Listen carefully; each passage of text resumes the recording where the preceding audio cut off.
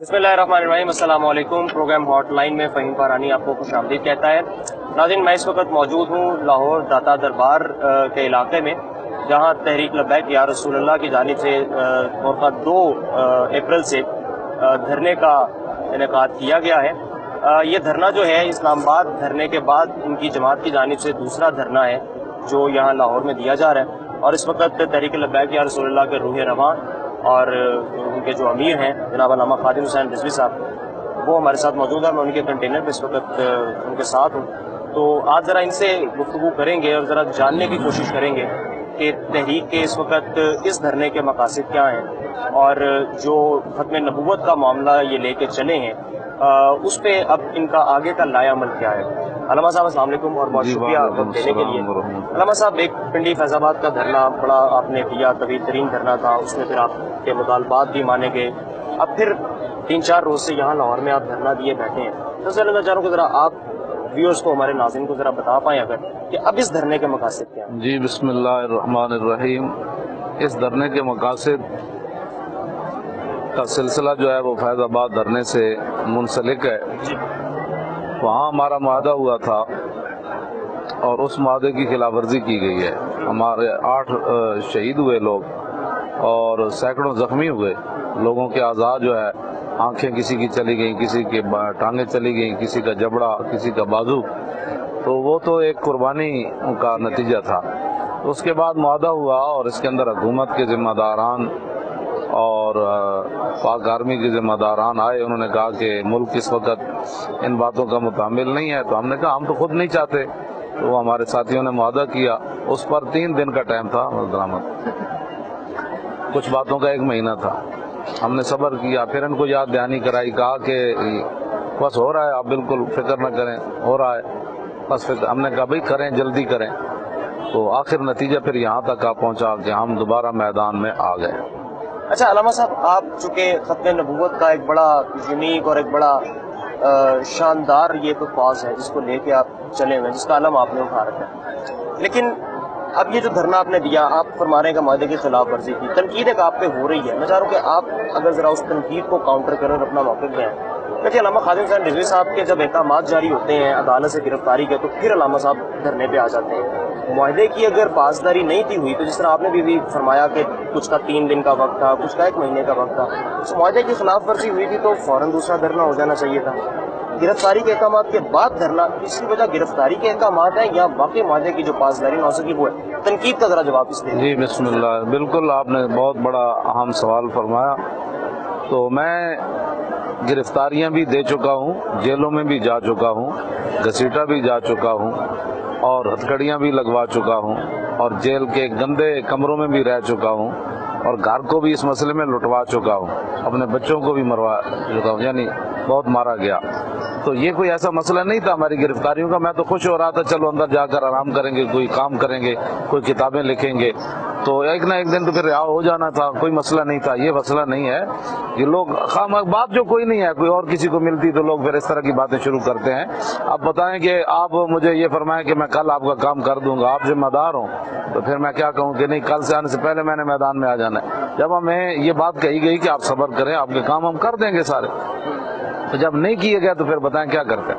अच्छा अल्लामा साहब, इस वक्त आपका जो वादे की पासदारी ना करने का शिकवा वो हुकूमत से है? दोनों से। अच्छा, लेकिन अदालत के जो प्रोसीडिंग्स थी उसमें तो हुकूमत की कोई शमूलियत नहीं थी, वो तो अदालती अहकामात थे। इसमें हुकूमत की शमूलियत आप किस तरह से समझते हैं? हुकूमत नहीं तो वो मुकदमात भिजवाए हैं ना। जब हमारे इनसे मुआहदा था कि 3 दिन तक ये सारी बातें खत्म कर दी जाएंगी, तो हुकूमत ने खुद भिजवाए हैं और उनको खबरदार किया है कि आप इन लोगों के साथ ऐसे करें। अच्छा अल्लामा साहब, अब जो जामिन जिन्होंने फैजाबाद धरने में किरदार अदा किया था, अब आपकी इस वक्त उनसे फिल वक्त कोई राब्ता, कोई गुफ्तगू या उनके साथ कोई निगोसिएशन कुछ ऐसा हुआ अभी? जी हो रहा है। अभी इस वक्त भी मेरे हाल में हमारे साथी गए हुए हैं, उनके साथ कोई बातचीत कर रहे हैं। अच्छा, कल एक पंजाब हुकूमत की जानिब से जो मसाजिद के लाउड स्पीकर वाला मामला था, उसमें तो पेशरफ हुई, जिसको देख के तज्जियाकार ये तज्जिया करने लगे हैं कि शायद बर्फ अब पिघलेगी। लाउड स्पीकर के हवाले से इस तरह कहा गया कि 4 लाउड स्पीकर एक मसाजिद को उसकी इजाज़त दे दी जाए। इस पर कुछ फरमाइए। जी, वो उन्हीं की तरफ से पेशरफ्त हुई है और वो उन्होंने यकीन दहानी कराई है कि बाकी मामला भी हम आपके हल करते हैं, तो ठीक है।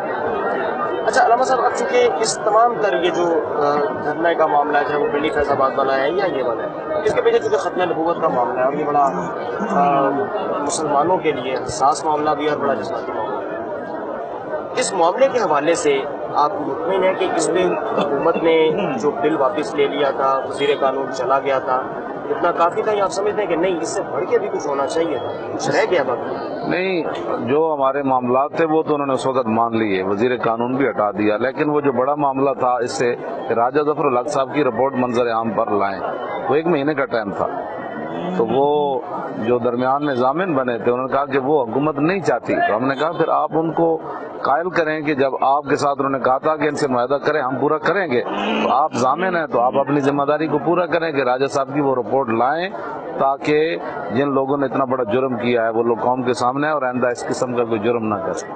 علامہ صاحب، مجھے اب یہ جاننا ہے آپ سے کہ ختم نبوت کا معاملہ مسلمانوں کے لیے بڑا جذباتی اور حساس معاملہ ہے، اس میں تو آپ فرما رہے ہیں کہ ابھی تک جو ہوا وقتی دور میں وہ تو ہو گیا، لیکن راجہ ظفر الحق کی رپورٹ ایک بڑا بنیادی اس میں معاملہ ہے۔ راجہ ظفر الحق صاحب کی رپورٹ منظر عام پہ تو نہیں ہے، پبلک نہیں کی گئی، لیکن عدالت میں تو وہ پیش کی گئی تھی۔ مجھے آپ سے یہ جاننا ہے کہ آپ کے کوئی ذرائع اس رپورٹ تک پہنچ پائے یا اس رپورٹ کا کوئی حصہ، کوئی اقتباسات آپ کے نالج میں یا آپ کے علم میں آیا کہ اس رپورٹ کے اندر کیا بات کی گئی ہے یا کیا؟ رپورٹ کے بارے میں تو ہمیں ابھی نہیں پتہ چلا، کچھ لوگ کہتے ہیں کہ وکیل کے ذریعے وہاں سے حاصل کی جا سکتی ہے، لیکن راجہ صاحب سے جس ہمارے وفد کی ملاقات ہوئی، راجہ صاحب کی گفتگو سے چلتا تھا کہ انہوں نے آخری عمر کے اندر اپنے ایمان کے تقاضے کو پورا کیا ہے، جو ان کو معاملات بتائے گئے انہوں نے وہ رپورٹ میں لکھ دیا، اگرچہ ان سے اپنے بھی ناراض ہوئے یا کوئی بھی ناراض ہوئے۔ یعنی رپورٹ کا تو بارے میں آپ کو بھی نہیں پتا، لیکن آپ یہ فرما رہے ہیں کہ اتنا ضرور ہے کہ راجہ ظفر الحق صاحب نے اپنی پوری دیانتداری اور ایمانداری کے ساتھ ان کی گفتگو سے ہمارے وفد نے یہ اندازہ لگایا، ان کی گفتگو سے آپ کو یہ اندازہ لگایا۔ علامہ صاحب، اب یہ دھرنا کب تک جاری رہے گا؟ جی ابھی مطالبات پورے کر دیں، ابھی تو عشاء کے وقت ہم نماز پڑھ کے چلے جائیں گے۔ اچھا، وہ مطالبات اگر آپ میری اور میرے ناظرین کی سہولت کے لیے ایک دفعہ اگر آپ بتائیں گے کہ وہ کیا بنیادی مطالبات ہیں جو آج اگر ابھی پورے ہو جائیں تو آپ ان نماز پڑھ کے چلے جائیں؟ وہ فیض آباد کا جو معاہدہ ہے، جتنی بھی اس کے شکے ہیں ان پر من و عن اول تا آخر عمل کر دیا جائے تو ہم چلے جائیں گے۔ یعنی وہ تمام جو اسلام آباد کے دھرنے کی جو معاہدے کی شکیں بھی ان تمام پہ عمل ہوئی، لیکن تمام کی تمام شکیں ان پہ اگر عمل درآمد نہیں ہو پاتا، چند ایک پہ ہو جاتا ہے، چند ایک رہ جاتی ہے، کوئی ایسی صورت بنتی ہے تو اس میں کوئی آپ بھی لچک کا مظاہرہ کریں گے اس دھرنے کو؟ اس میں پھر شورا میں پیش کریں گے، شورا جو بھی فیصلہ کرے گی۔ اچھا علامہ صاحب، آپ چونکہ الیکشن بھی قریب ہے ہمارے، آپ کی جماعت ایک سیاسی حوالوں سے بھی میدان میں اتر چکی ہے اور آپ ماشاء اللہ ووٹ بینک بھی ایک ان کا آپ کا ووٹرز کا وہ بھی تمام حلقوں میں موجود ہے۔ یہ تاثر پیش کیا جاتا ہے کہ آپ کی جو دھرنے والے معاملات ہیں اس کی وجہ سے آپ کا وہ جو سیاسی ویژن ہے اس پہ یہ معاملات اثر انداز ہوتے ہیں۔ آپ کو ایسا محسوس ہوتا ہے کہ آپ کی ان دھرنے والے معاملات سے آپ کی جو سیاست ہے، کیونکہ ہمارے ملک میں سیاست کا ایک الگ مزاج ہے، یہ چیز اس پہ اثر انداز ہوتی ہے؟ جی نہیں، بلکہ ہمیں اور پذیرائی مل رہی ہے ان موضوعات سے۔ کوئی تو ہے جو ظلم کے خلاف اٹھتا ہے، تو جو پسا ہوا طبقہ ہے جس کی آج تک کسی نے آواز سنی نہیں ہے، نہ اس کو اپنی رعایا میں شمار کیا جاتا ہے، وہ طبقہ اس وقت جو ہے وہ ہمارے اوپر خوش بھی ہے اور ہمارے ساتھ کھڑا بھی ہے، اور ویسے تو پورا پاکستان ہی ہمارے ساتھ کھڑا ہے اس مسئلے میں۔ اچھا علامہ صاحب، ایک میں بصد معذرت آپ کے ساتھ چونکہ میں پہلے بھی 2-3 دفعہ نشست کر چکا ہوں، آج آپ مجھے پھکے محسوس ہوتے ہیں، آپ یہ دھرنے کی وجہ سے تھکاوٹ ہے؟ نہیں، تھکاوٹ نہیں ہے بالکل، ویسے میں ماضی سے ہٹ کے آپ مجھے قدرے ڈاؤن محسوس ہوں۔ اچھا، پھر ہو سکتا ہے کچھ ایسی بات ہو، لیکن میں نے آج ساتھیوں کو بتایا کہ اب تو میری صحت جو ہے کچھ دنوں جو میں نے بہت زیادہ سفر کیے تو یہ مجھے آرام کا موقع مل گیا، تو اب ہو سکتا ہے وہ آرام کی وجہ سے میری تھکاوٹ ہوئی ہو، جب بھی آرام تھا تو اس وقت نہیں ہوتی تھی، یہ ممکن ہے۔ اچھا علامہ صاحب، مجھے ایک بریک کی جانی پڑنا ہے، ہم بریک سے واپس آتے ہیں تو سلسلے کو ناظرین پھر سے بریک کے بعد واپس آئیں گے ساتھ میں۔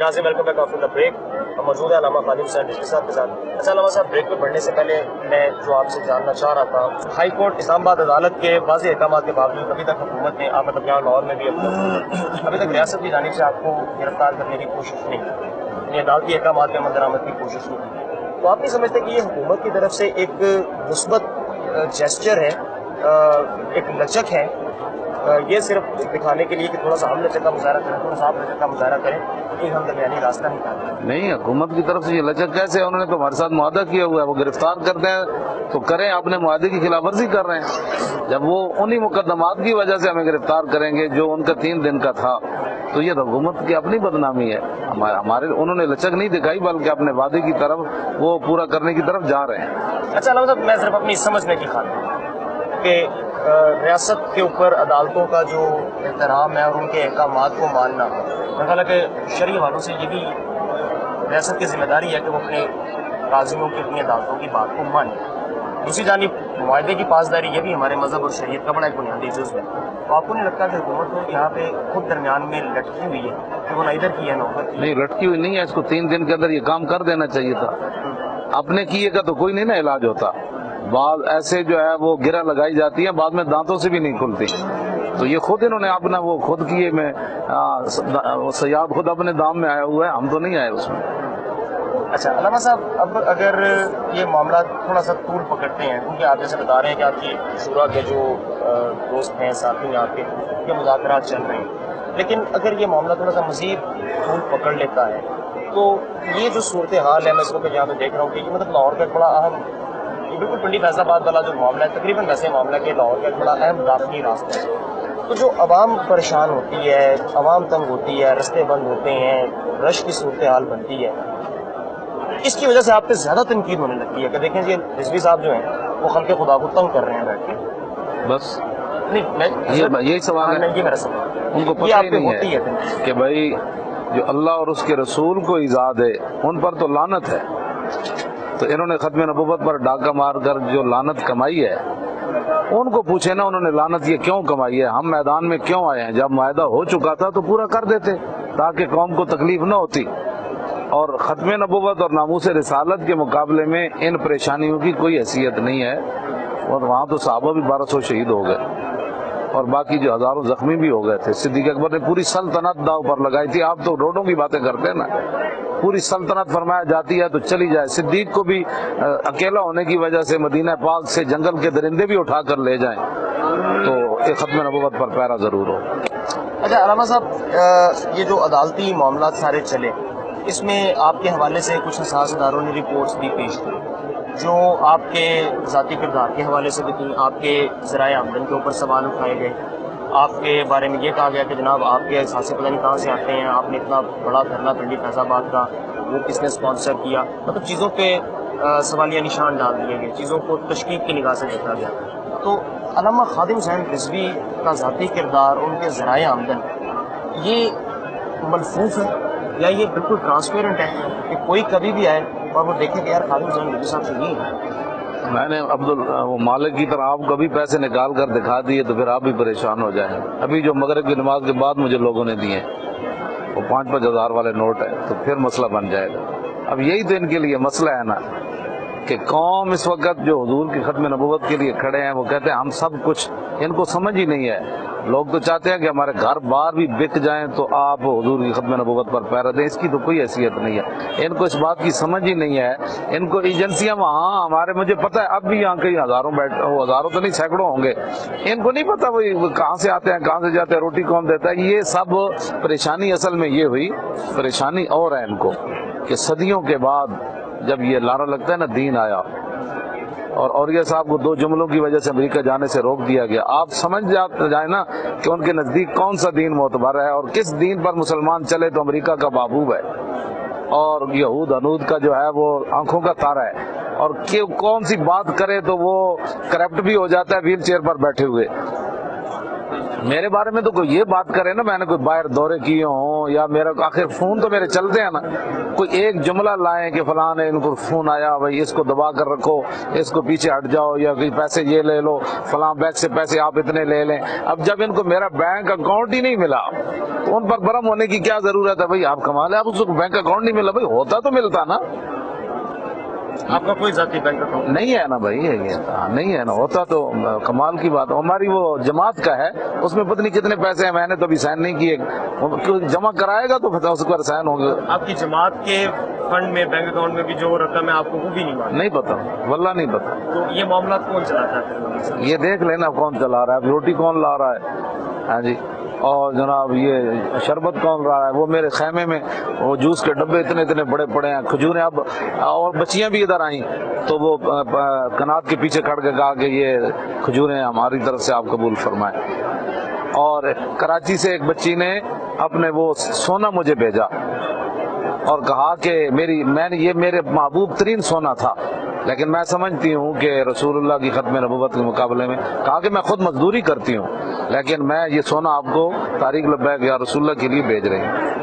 اچھا علامہ صاحب، پہلا دھرنا آپ کا ہوا تھا اسلام آباد کرنے کے، وہیں پہ معاہدہ ہوا اور پھر اسی معاہدے کی خلاف ورزی پہ اب یہ دوسرا دھرنا ہو رہا ہے. دوسرے دھرنے کے لیے لاہور کا دادا دربار کا انتخاب کیا آپ نے، دوسرے دھرنے کے لیے پنڈی فیصل آباد کا انتخاب؟ یہ ہماری شورا کا فیصلہ تھا. اس کے پیچھے اگر آپ بتانا چاہیں مناسب سمجھیں کہ اس فیصلے کے پیچھے کہ اس دفعہ دھرنا لاہور میں دے دیا جائے؟ جی شورا نے فیصلہ کیا ہے، کسی نے بھی اور بات نہیں. یعنی اس میں کوئی خاص وجہ نہیں، بس شورا کا فیصلہ تھا اور یہ کر دیا. علامہ صاحب، اس وقت صورتحال یہ ہے کہ ابھی ریسنٹلی کچھ عرصہ پہلے سعودی عرب کے جو ولی صاحب ہیں ان کی جانب سے بھی ایک بیان سامنے آیا کہ 70 اور 60 کی دہائی میں اسپانسر کی گئی اسلام کے نام پر چیزیں، اور یہ اسلام کے اوپر بڑا پرانا الزام ہے کہ مولوی، ملا، عالم یہ اسپانسر بڑی جلدی ہو جاتے ہیں، اور یہی وجہ ہے کہ آج اسلام میں بے تحاشا آمد تفریق اور فرقے نظر آتے ہیں، اور کچھ ایسی باتیں آپ کے حوالے سے بھی منسوخ کی جاتی ہیں. ایک تو ان کی یقیناً آپ تردید کریں گے اور بڑی لاجیکل تردید کریں گے، ایک تو وہ بھی کرتے ہیں، دوسرا مجھے ایک طالب علم کی حیثیت سے میں اس کا جواب سمجھنا چاہتا ہوں کہ اسلام کیوں اسپانسرڈ ہو جاتا ہے اتنی آسانی سے، اور کیوں اتنی تفریق در تفریق اور تقسیم در تقسیم کے مرحلے سے اسلام گزرتا ہے؟ اسلام تو نہیں گزرتا، مسلمان گزرتا ہے. اسلام تو وہی ہے، نبی علیہ السلام نے فرمایا جو میں تمہیں دین دے کر جا رہا ہوں اس کا دن بھی دن ہے اور رات بھی دن ہے. ٹھیک ہے، اسلام کے جو ماننے والے ہوتے ہیں نا وہ ممکن ہے پھسل جاتے ہوں، لیکن ہم تو جس دن پہلے دن جہاں پر کھڑے تھے آج بھی وہیں کھڑے ہیں. اگر کسی کو ہمارا پھسلنا کہیں نظر آیا تو وہ ہماری رہنمائی کرے تاکہ ہم سیدھے ہو کر کھڑے ہو جائیں. صاحب اس وقت بھی منظر عام پہ بہت ساری اسلامی سیاسی جماعتیں بھی ہیں، مذہبی جماعتیں بھی ہیں، حتیٰ کہ تحریک لبیک کے پلیٹ فارم سے بھی چیزیں ٹوٹ کے الگ ہوئیں، دھڑے الگ ہوئے، اسی طرح اور بھی بہت سی ہیں. تو اس تمام تر ایک میں اگر مناسب سا کوئی لفظ استعمال کروں تو ہجوم، اس میں علامہ خادم حسین رضوی کی بات کو ہی حق سمجھا جائے، اس کی وجہ نہیں. یہ میں نے کب کہا کہ سمجھا جائے میری بات کو ہی؟ ایک دیکھیں نا، ایک بازار میں مارکیٹ میں چیز ہوتی ہے، یہ تو بندے کا اپنا ہے نا کہ اس کس چیز کو وہ پسند کرتا ہے وہ لے لے. آپ جو چیز آپ کے پاس جو ہے اس کی خاصیت، اس کی خاصیت نمایاں یا ممتاز وہ اس لیے خاصیت ہے کہ ہم نے اسلام کا وہ اصل نظریہ پیش کیا ہے کہ اسلام نہ دائیں جاتا ہے نہ بائیں جاتا ہے. اسلام اپنا ایک نظریات رکھتا ہے، اپنی ایک تہذیب رکھتا ہے، اپنی ایک ثقافت رکھتا ہے. اسلام جھکنے نہیں دیتا، سمجھ آئی نا جی بات. اسلام اپنی سطح پر کھڑے ہو کر غیر سے بات کرتا ہے اور غیر سے متاثر بھی نہیں ہوتا، غیر سے مال بھی نہیں کھاتا. کہ اگر صحابہ کے پاس پہننے کے لیے پورے کپڑے نہیں تھے، تہ بند باندھے ہوئے تھے غزوہ خندق کے موقع پر، اور 12,000 درہم کی پیشکش ہوئی عمر بن عبد ود جو قتل ہوا ان کا سردار، نبی علیہ السلام سے کہا گیا وہ 12,000 درہم دے کر کہتے ہیں ہمیں لاش دے دو. نبی علیہ السلام نے فرمایا ان کو کہو کہ مرداروں کے پیسے یہاں نہیں دیے جاتے. کسی صحابی نے بھی نہیں کہا کہ حضور اس وقت تو بڑی ضرورت ہے، اپنے پیٹوں پر پتھر باندھے ہوئے. اسلام ایک اپنا وقار رکھتا ہے. آج کا جو ہے معاشرہ یہ چاہتا ہے کہ اسلام کو کسی نہ کسی کے ساتھ منسلک کر دیں کہ وہ اس کے سہارے پر کھڑا ہے، اس کی تہذیب کی وجہ سے. یہ نہیں، میں اس اسلام کی جب بات کرتا ہوں تو یہ قوم آ جاتی ہے پھر سامنے. اسلام بردباری کا مذہب ہے، مساوات، برابری، تعامل. برابری کا نہیں، عدل کا مذہب ہے. برابری کا مطلب یہ ہے کہ آپ یہ انگل بڑی ہے نا، آپ اس کو کاٹ کے اس کے برابر کر دیں. جب یہ بڑی ہو تو پھر اس کو برابر کر دیں، جب اس کے آئے تو پھر اس کے برابر کر دیں. آپ کا تو ہاتھ ہی کوئی نہیں رہے گا. عدل یہ ہے کہ یہ اپنی جگہ پر رہے، یہ اپنی جگہ پر رہے، اس کا کام اپنی جگہ پر رہے. تو علامہ صاحب پھر اسلام میں جو مساوات کا کانسیپٹ یا تصور ہے پھر اس کو کس طرح سے سمجھا جائے؟ کون کہتا ہے مساوات؟ اسلام میں مساوات نہیں ہے، عدل کا تصور، برابری یا مساوات کا نہیں. تصور برابری کیسے آپ کریں گے؟ امام صاحب آگے کھڑے ہیں تو برابری تو یہ ہے کہ وہ سب میں آ کھڑے ہوں. کسی کو تو آگے کھڑا ہونا پڑے گا کہ نہیں کھڑا ہونا؟ امامت تو تب ہی ہوگی نا. لیکن امام کے اپنے حقوق ہیں اور مقتدیوں کے اپنے حقوق ہیں. اب برابری تو یہ ہے کہ جب مجرم کورٹ میں جاتا ہے تو پھر اس کو بھی کرسی دی جائے اور جج کو اس کے برابر آ کر کھڑا ہونا چاہیے. مساوات یہی ہوگی نا کہ اور کوئی مساوات ہوگی؟ جج وہیں بیٹھے گا جہاں اس کا منصب ہے، مجرم وہیں کھڑا ہوگا جہاں اس کا منصب ہے، جہاں اس کی جگہ ہے. لیکن وہ اپنی جگہ مجرم ہے، وہ عدل وہاں کرے گا کہ بھئی یہ مجرم بنتا ہے کہ نہیں بنتا. برابری کا یہ معنی نہیں ہے. بھٹو نے جو مساوات کا درس دیا تھا اس کا اخبار بھی مساوات نکلتا تھا. آپ نے دیکھا پاکستان میں مساوات کہاں تک جا پہنچی. چلا مطلب اگر آپ مجھے اجازت دیں، مجھے بریک کی جانب سے پڑھنا ہے، بریک سے واپس آتے ہیں تو گفتگو سلسلے کو آگے بڑھاتے ہیں. ناظرین ایک چھوٹے سے بریک کے بعد واپس آئیں گے اور اس گفتگو کے سلسلے کو مزید آگے بڑھائیں گے. ساتھ میں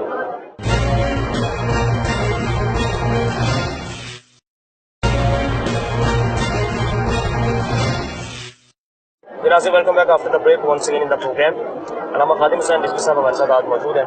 اسلام میں گنجائش ہے، اسلام میں حلاوت ہے، لیکن علامہ خادم حسین رضوی کے بارے میں لوگ کہتے ہیں کہ وہ سخت گیر ہیں، وہ انتہا پسند ہیں، یعنی ان میں لچک نہیں ہے، جبکہ اسلام میں لچک ہے. اس کی وجہ؟ جی میں بالکل سخت گیر نہیں ہوں. آپ کے ساتھ کوئی بات کی ہے میں نے؟ تو اسلام جو ہے نا، اب مسئلہ یہ ہے کہ جب رسول اللہ کی عزت آبرو کی بات ہے، میری ساری تقریریں اسی پر ہی ہیں، ٹھیک ہے؟ اس میں میں نے لچک کہیں نہیں دیکھی ہے. اس میں بہت آگے کی باتیں ہیں، اس میں بہت آگے کی باتیں ہیں، اور وہ باتیں وہ ہیں جو میں نے ابھی تک بیان بھی نہیں کی ہیں. تو یہ جو مجھے سخت گیر کہا جاتا ہے نا، اقبال کہتا ہے بدل دیا رخ مشرق کو تو نے اے مغرب، تیری ہوا سے بچائے خدا زمانے کو. سمجھ آئی؟ اب یہ اصل مسئلہ ہے کہ لیکن از تعذیب لادین گرے زاں کے او بال حق دارت سٹے فتنہ فتنہ او پرداز آورد لات و عزا در حرم باز آورد. اگر یہ اس کا میں ترجمہ کروں تو قوم خطرناک حد تک چلے جائے گی کہ لات و عزا اقبال کہتا ہے حرم میں پھر واپس آ گیا. وہ تو نہیں ہے، وہاں جا کر دیکھے لات و عزا تو نہیں. اقبال کیسے کہہ گیا لات و عزا حرم میں پھر واپس؟ کون دزدے غارت او برملاس اور لالمی نالت کہ داغ من کجاس. اقبال کہتا ہے یہ اتنی ظالم تہذیب ہے یورپ کی کہ یہ داغ پھول کا داغ بھی چرا جاتی لے جاتی ہے اور بندہ دیکھتا رہ جاتا ہے، وہ داغ بھی لے گئی. تو یہ اصل ہمارا وہ بہت پرانے چور ہے یہ. ہاں کون نہ دزدے، اور بڑی مشق والی یہ چور ہے، چوری بھی کرتی ہے یہ تہذیب اور سارا کچھ لوٹ کر بھی لے جاتی ہے اور پتہ بھی نہیں چلنے دیتی کہ میں کیا کیا لوٹ کر لے گئی. اچھا میری تھوڑی سی حیرانی آپ نے دور کر دی. میں انٹرویو کے شروع سے لے کر مسلسل حیران تھا کہ ابھی تک اقبال کو آپ نے کوٹ نہیں کیا. آپ اقبال کو بہت کوٹ کرتے ہیں. علامہ صاحب آپ نے کہا کہ رسول اللہ کے نام صلی اللہ علیہ وسلم کے نام پہ لچک نہیں ہے، لیکن جب ہم رسول اللہ صلی اللہ علیہ وسلم کی حیات مبارکہ کا مطالعہ کرتے ہیں، مطلب ہم دیکھتے ہیں کہ مکہ کی وہ بڑھیا جو آپ صلی اللہ علیہ وسلم پہ کوڑا پھینکتی تھی، آپ یہ روایت ہے ہی نہیں نا، پتہ آپ کو؟ اچھا یہ روایت نہیں ہے، موضوع روایت ہے، گڑی ہوئی روایت ہے، موضوع روایت ہے. اچھا بہت سے معاملات چلے آپ صلی اللہ علیہ وسلم کی حیات مبارکہ، بہت سے ایسے جگہ جہاں پہ آپ صلی اللہ علیہ وسلم نے درگزر کیا لوگوں جو شاید ہماری نظر میں یقیناً بلکہ ہماری نظر میں گستاخی خیر تھی. تو جس رسول نے خود درگزر کیا اس کے نام پہ لچک ہم اگر نہ کریں تو میں سمجھ نہ چاہ رہا ہوں. رسول اللہ کا اپنا حق تھا، حضور نے جس کو معاف کر دیا، ٹھیک ہے. کوئی ایسی روایت مجھے تو نہیں ملی کہ کسی صحابی نے کسی کو معاف کیا ہو. جب وہ معاملہ حضور کی بارگاہ میں آئے تو حضور کے اپنا حق ہے وہ معاف کر دیں، لیکن بحیثیت حضور کا امت ہی ہونے کے کسی نے کسی کو معاف نہیں کیا. یعنی رسول اللہ اگر خود معاف کر دے تو یہ ان کا استحقاق ہے، اپنا حق ہے نا لیکن استحقاق تو نہیں امتی کے لیے جی لچک استحقاق کا لفظ بڑا یہ ہے نا کہ بھائی ان کو دیا گیا، حضور کا اپنا ذاتی حق ہے، ٹھیک ہے. اب جو گستاخی رسول کرتا ہے نا، ایک تکلیف آپ کو اور مجھے ہوئی، ایک براہ راست رسول اللہ کو ہوئی. تو میں نے اور آپ نے تو چلو کہا کہ جی وہ جو ہے یہ چونکہ کیا، لیکن جو حضور کو تکلیف ہوئی اس کا ذمہ دار کون؟ اب مجھے اور آپ کو پتہ ہے کہ حضور نے اس کو معاف کیا ہے، وہ قیامت والے دن فیصلے ہوں. اچھا علامہ صاحب، حکومت تو اس حوالے سے ہمیشہ تنقید کی زد میں رہی. آپ ممتاز قادری کی میں دیکھ رہا تھا کہ تصاویر آپ کے اس بینر پہ بھی آویزہ ہے. ممتاز قادری کو عدالت کی جانب سے سزائیں سنائی، لیکن میں عدالت کا احترام دل میں رکھتے ہوئے اور اس ملک کا ایک شہری ہونے کے تحت جو ایک آئین مجھے حق دیتا ہے ایک سوال کرنے کا، سمجھنے کے لیے کہ اپنا وہ حق استعمال اس وقت کر رہے ہیں۔ آپ حکومت پہ تو تنقید کرتے رہے کہ انہوں نے ممتاز قادری کو سزا دے دی، لیکن آپ نے کبھی اس عدالت پہ بات نہیں کی کہ جنہوں نے ممتاز قادری کو سزا دی، پھر کیا ہمارے قانون میں کوئی جول ہے جس نے ممتاز قادری کو پھانسی کے پھندے تک پہنچا دیا؟ مطلب اکیلی حکومت ہی کیوں اس میں ہم نے تو سب کو کہا تھا بھائی، جب ہمارے وکیل پیش ہوئے انہوں نے حضور کے 11 فیصلے پیش کیے تھے، تو انہوں نے حضور کے وہ فیصلے پڑھے ہی نہیں ہیں، تو ہم تو اس وقت سے کہہ رہے ہیں کہ بھائی ان کو حضور کے فیصلے پڑھنے چاہیے تھے اور حضور کے فیصلوں کے مطابق فیصلہ کرنا چاہیے تھا۔ جب آپ کہتے ہیں کہ آئین میں لکھا ہے کہ پاکستان میں وہ قانون نہیں چل سکتا جو قرآن و سنت کے خلاف ہو، تو جب آپ فیصلہ دے رہے تھے تو آپ کو پھر وہ آئین کا بھی مطالعہ کرنا چاہیے تھا اور حضور کے فیصلوں کا بھی۔ اور وہ نذیر اختر صاحب جو وکیل ہیں وہ اس بات کے گواہ ہیں، تو انہوں نے ہمارے ان فیصلوں کو کھولا تک نہیں ہے۔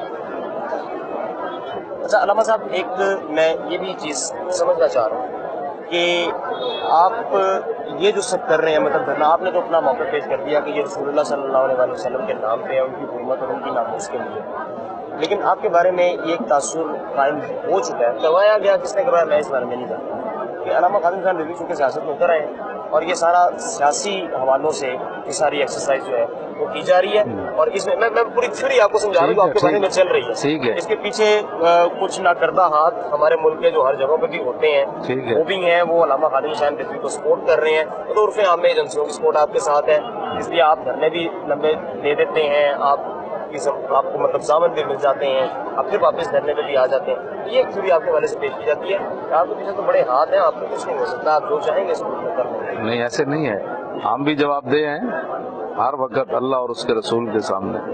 یہ تو ہم قانون یہاں لانا چاہتے ہیں کہ جس کے اندر حضرت صدیق اکبر سے بھی پوچھا جائے، حضرت فاروق اعظم سے بھی، عثمان غنی سے بھی، حیدر کرار سے بھی، تو اس میں کوئی ویسی بات نہیں ہے، کوئی ہمارے ساتھ ایجنسی نہیں ہے۔ ہاں ایک پاور ضرور ہے، وہ رسول اللہ صلی اللہ علیہ وسلم کی نگاہ کرم ہے کہ ہم ان کی عزت آبرو کے لیے نکلے ہیں، اور اسلام میں بڑا غیرت والا ایک مذہب ہے، ایک جملہ بھی کوئی اس کے بارے میں دل سے کہہ دے تو وہ اس کا قرض اتار کر چھوڑتا ہے۔ علامہ صاحب، ہم دعا گو ہیں کہ یہ دھرنا بھی اب آپ کا اچھے ٹرمز پہ ختم ہو جائے، تاکہ آپ کے بھی مطالبات جو ہیں وہ پورے ہوں، اور یہ جو راستے بند ہیں جن کو بھی اس سے کوئی پریشانی ہو رہی ہے وہ بھی نہ رہے۔ بہت شکریہ، ناظرین، یہ تھے علامہ خادم خان رضوی صاحب، لاہور دادا دربار سے ہم ان کے ساتھ موجود تھے، گفتگو کر رہے تھے، ان کے کاز جان رہے تھے، ان کی اس وقت تحریک کا، وہ کیوں یہاں پہ بیٹھے ہیں، اور ان کا بتانا یہ ہے کہ وہ ناموس رسالت صلی اللہ علیہ وسلم کے لیے بیٹھے ہیں اور معاہدے کی پاسداری چونکہ نہیں ہوئی اس لیے بیٹھے ہیں۔ تو اب دیکھتے ہیں کہ آنے والے دنوں میں یہ حالات کیا روپ لاتے ہیں، ہم دعا گو ہیں کہ یہ حالات اچھے طریقے سے نارملائز ہوں۔ فہیم فارانی کو اجازت دیجیے گا، اپنا خیال رکھیے گا، اللہ حافظ۔